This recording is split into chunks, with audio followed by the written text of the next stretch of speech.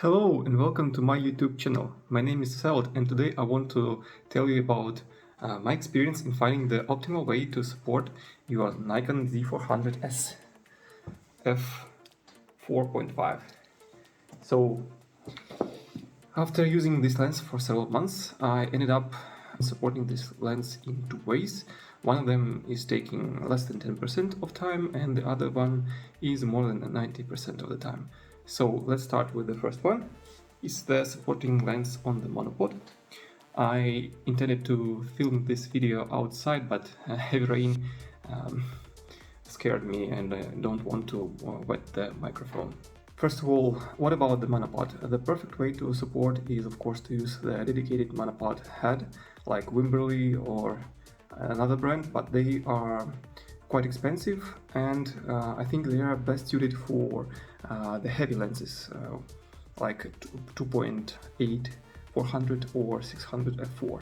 This lens is super lightweight and doesn't require the specialized support, and I'm using the ball head from the Sirui tabletop monopod tripod, sorry, and it is rated for less than 5 kilos, but perfectly adequate to support this lens. And I'm using with the lens foot attached to the left side, so my left hand is holding the monopod and my right hand is bracing the camera, and it can be easily maneuvered up and down within the ball head tilted to the sideways and to the left to right within the monopod, because it doesn't need even panning action.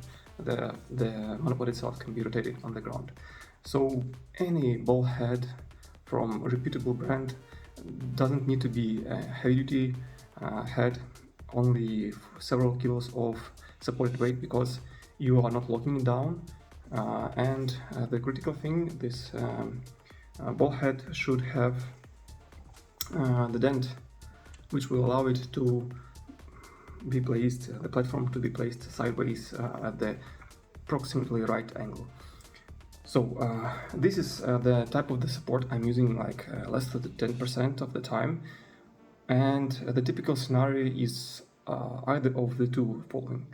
This is either I am shooting the sports, so I have a very predictable trajectory of moving subjects, and especially if it is football, soccer or any other sports, players are usually running along the ground, they're not flying like birds up and down, so you don't need a lot of this axis movement, and all you need on the panning, and this is great for relieving weight for very prolonged sessions.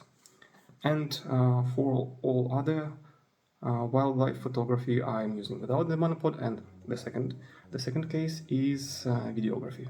Although the VR is top-notch in the lens and in the camera, it produces acceptable video, but sometimes, especially with the pointing camera at steep angles upwards, hands can be tired in the end of the day and you will end up with some jerking movements.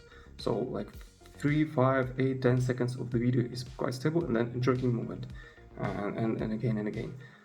So for subjects which are not moving and you want to film them, like water birds doing their stuff or some other birds perched on the tree, you can use this monopod to film them. But for the photography, I only use it handheld, so very convenient.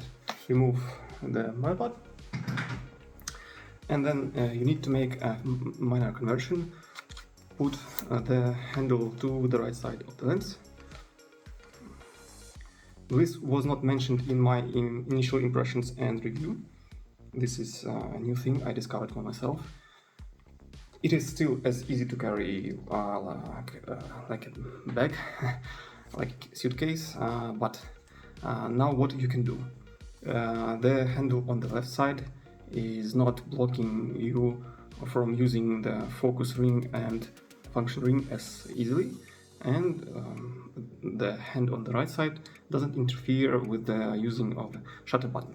So for 90% of the time, if I'm doing photography, especially bird photography, wildlife photography, and even some of the videography when I'm shooting small clips like 3-5 seconds, or I know that I can just cut out those jerking movements upwards, right? I'm using it handheld because this lens is super lightweight, very good balanced, and its center of mass is near the center, so when you're hand holding it is not front heavy and doesn't make a rotational movement and strain your hands.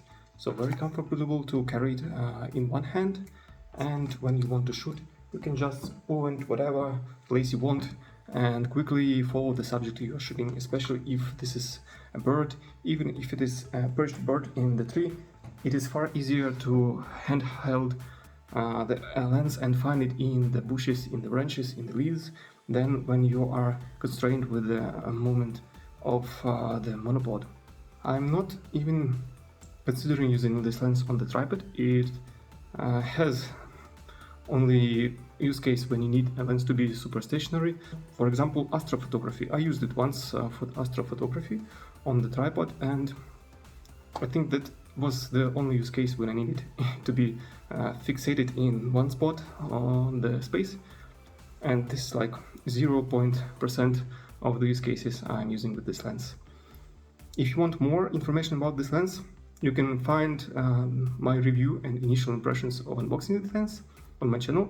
I'll include the links to it in the description of this video, and please stay tuned for the next video where I will tell you why I chose this lens instead of going to 100 to 400 or using the f2.8 version of this focal length, and decided not to wait for these of 200 to 600, which I waited for 3 years to be honest, and then ended up buying this lens.